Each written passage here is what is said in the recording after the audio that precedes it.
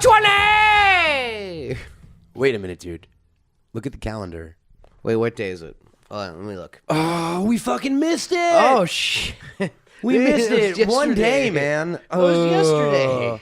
Welcome to the 421 Minisode, I guess. Yeah, welcome to 421. The story of 421. Welcome to Bunny Ears. This is a Minisode in the tradition of Passover and Easter. Yes. Yes. Those were other Minisodes we did. Yeah. I'm Matt Cohen, joined by... I am joined by Pokemon Culkin. You are joined by Pokemon Culkin? Yes, There are I am. 3 people here today. Yes. It's like when Mac was walking in the sand, there was always another set of footprints, and it was Pokemon Culkin the whole time. Pokemon Culkin the whole time. Mac is not stoned right now. I am. He should be. Yeah, 'Cause it's you know what? Give me some of 421. that. Give me All some right, of that. Deal. Mac, are you? Let's get straight into it. I am clearly a pot smoker because I talk about it every 5 seconds of every day. Have you ever been a weed guy other than the fact that you're about to take a hit out of this bubbler? Yeah, I was a huge weed guy actually back in the day. What age are we talking? We'll let Matt vamp. You can hear it. Happy 420, bros. Okay, I'm doing that. When did you first? Something that's happening. When did you first smoke weed, Mac? How old were you? I was I was like 14 or 15. Okay. Yeah, that's about the age. That's me too. Yeah. And I really, really wanted to. And my older brother kept on saying, no, like, don't smoke weed until you smoke weed with me. Okay. And I waited like a whole year. And then Until he finally would smoke and weed then with you? Then it wasn't a big deal. Sure. Like, yeah. And then finally I smoked weed with him. I'm like, oh, yeah. Were other friends of yours already smoking? Yeah, at no, that age? all of my friends were. I went through a similar thing where, like... Goose, Igoo, Iggy? Goose? yeah, Goose, Igoo, The lunatic? yeah. All the guys. Those real people? Brand one, yes, no, Goose and Igoo are real people? yes, those are real. Awesome. They're actually in my phone as that, except Goose is dead. Amazing. So, Oh, well, rest in peace, Goose. Jesus, Mac. I was a similar age, man. I remember being at like 2 parties in a row in like 8th grade where I was offered weed and was like, oh, I can't do that because it's illegal. And then I was like, I really want to do that. Because actually, you're one of the bigger stoners I know. Yeah, man. So like I'll tell my story real quick because yours is way more interesting. But I went from I'm never gonna smoke weed to like I wanted to, but I was way too good of a kid to do it without my parents' permission. So I asked my parents at 14, Can I smoke weed? Can I smoke weed? And their answer was, let's talk to your therapist. So okay. Me, my parents, and my So therapist. what'd your therapist think?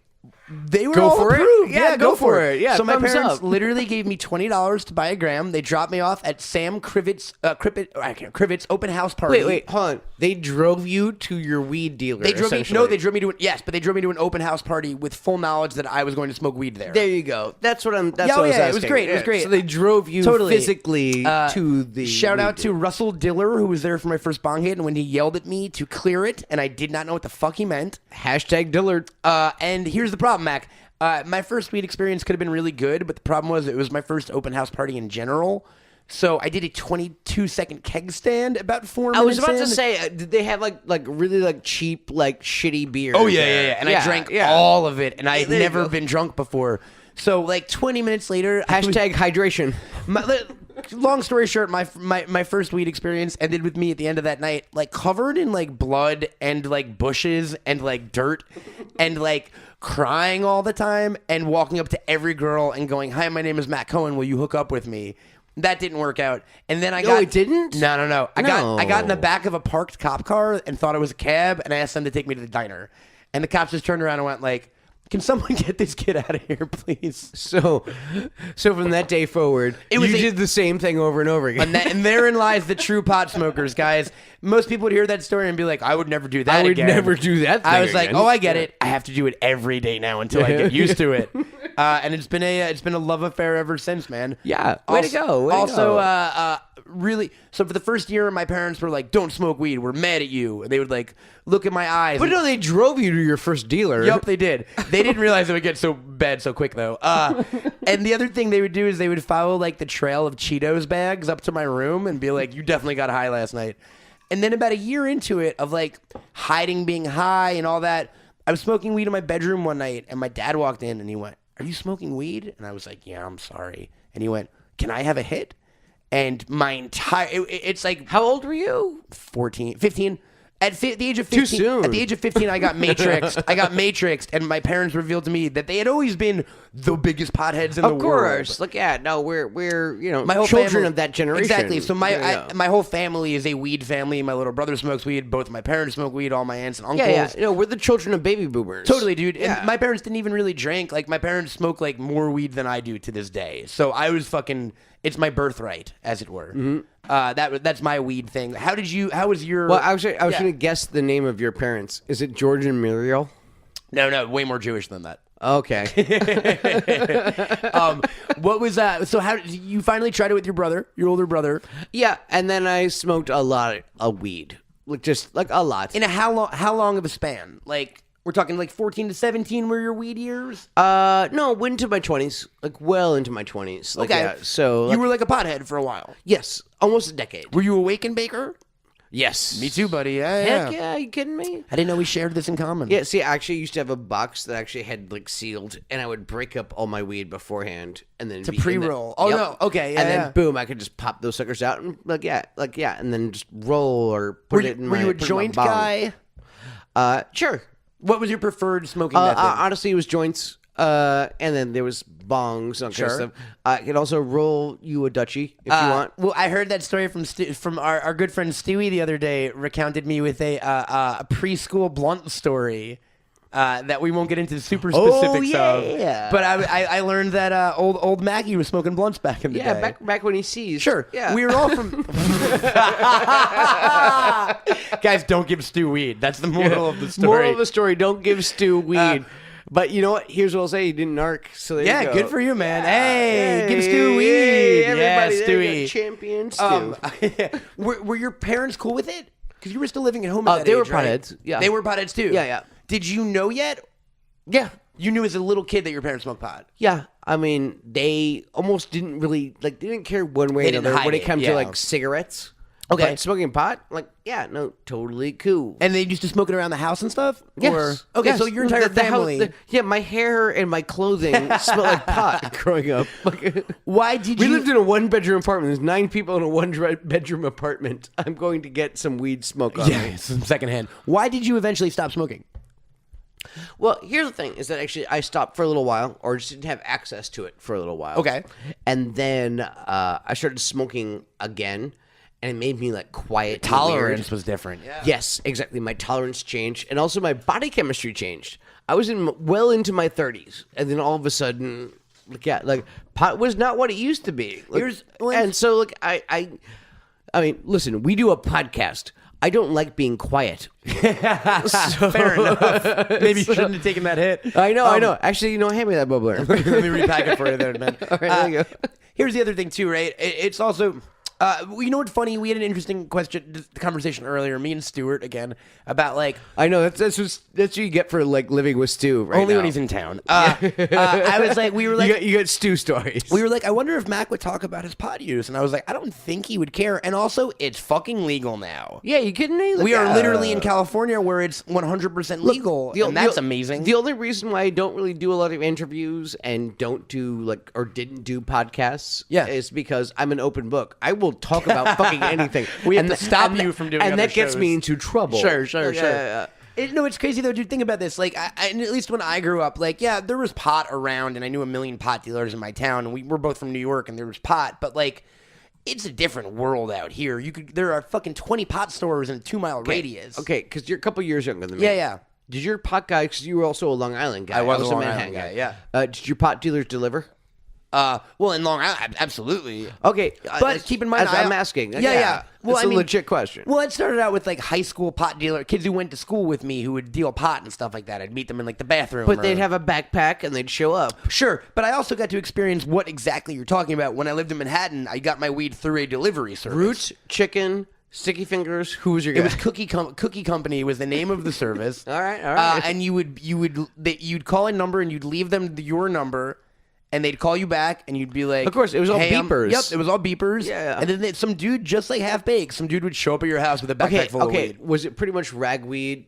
No. It was good stuff? It was too good. It was the Chronic? The most expensive weed of all fucking time. Potheads, if you're listening. So, The average. What's his number? I still have that. What Sugar Cookies number? I'd say the average going rate for an ounce in LA at this current time is probably somewhere between $250 and $350 an ounce. Well, look, they you take out inflation, but when you take the legalization, Well, there's that, and it's also where it's. Well, they're competing against like the legal stuff. Sure. Well, it's also I had dealers who would actually, as soon as they legalize it, I had dealers who bring me like stuff from California. those shops. Yeah. I was in LA. Oh, okay. And you could tell they didn't even take the stickers off of the. No, I mean, thing. so that happened very recently too. In January, So dealers were actually just dealing that stuff. When pot went legal in January, when it went fully legal, all of the dispensaries took a hit because they started taxing everyone, and dealers came back all of a sudden for the first time in like a really? decade because they were like, "We got cheaper weed," and everyone was like, "I remember you. I remember cheap weed. I remember you. I have to talk and hang out with you though." That's a bit of a bummer. Yeah. It's crazy, man. And like, I think at this point we're at like somewhere around 30% of the states have gone green or something in this country. Maybe 25%. No, I mean not even. I mean, I think we're at like 10. We can, no, like maybe we can count on two hands. Stu says we are at 8 states have gone green at this point. Well, yeah, but he's over there. He's over there, so it doesn't count. But that shit ain't bad, man. Like, that gives a pothead hope. You know what I mean? Yeah. So let me tell you a story. Please do. About my buddy Brett. Regale me. Yes, this is like the silliest, stupidest thing I ever did to my stone friend. So, buddy Brett, he's about 2 years younger than all of us, and we're all sitting around, we're all drinking, and we're all smoking and everything. He just falls asleep, just chin on his chest, like sitting down upright. So I go over to my clock. I already know where you're going. This is before we had cell phones and all that kind of stuff. And it's a digital clock, and I change it from 4 to 6. So if all of a sudden it's 4:17, now it's 6:17. And then I walk over to him, I grab him by his shoulders, go, Brett, wake up!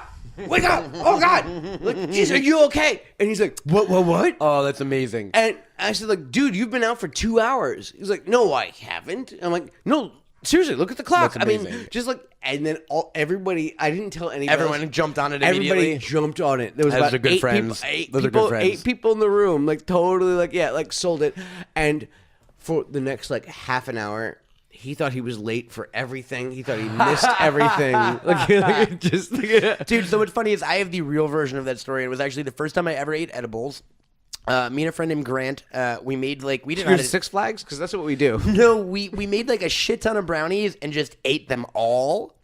Me and one other dude ate a half ounce worth of brownies. I baked my own brownies before too, and boy, man, those KO me, man. Oh, so here's what happened, man. All I remember is we ate the brownies, we were hanging out, and the next thing I know, it was at my friend's house, right? Someone was banging on the front door, and I was like, what the fuck?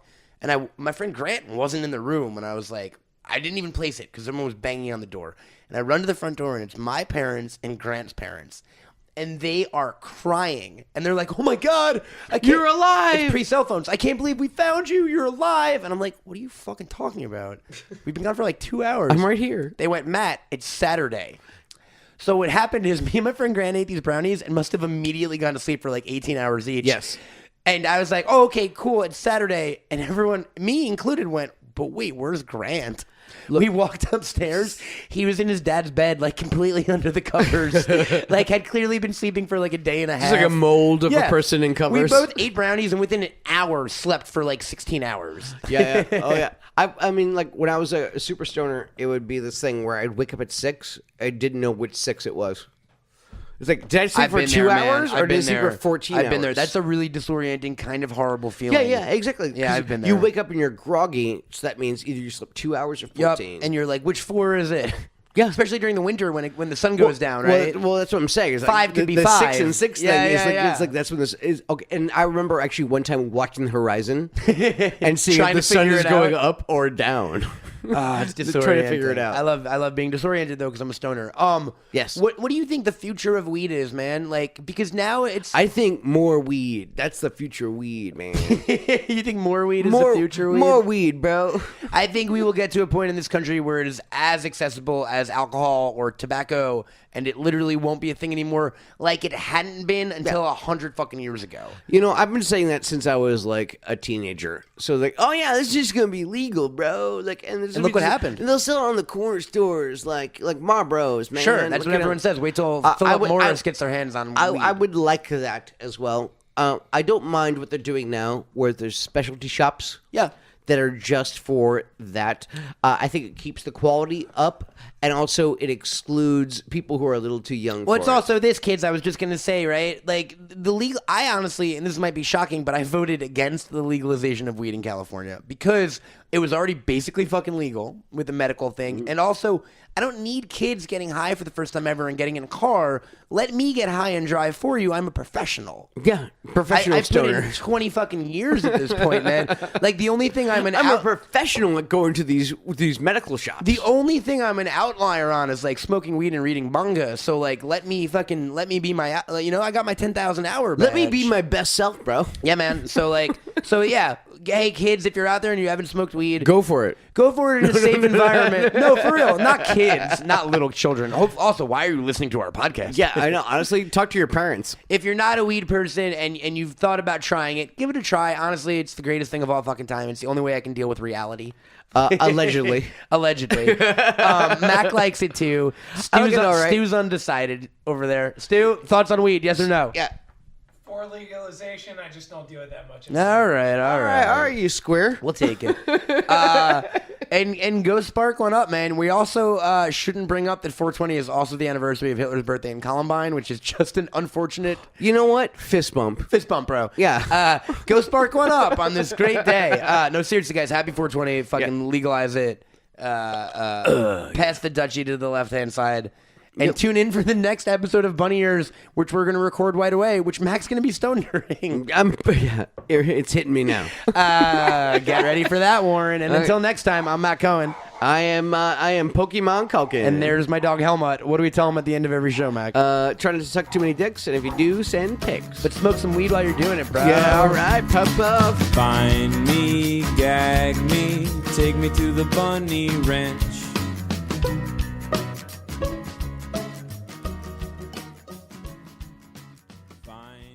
A Bunny Ears LLC production. You are freaking lumberjack!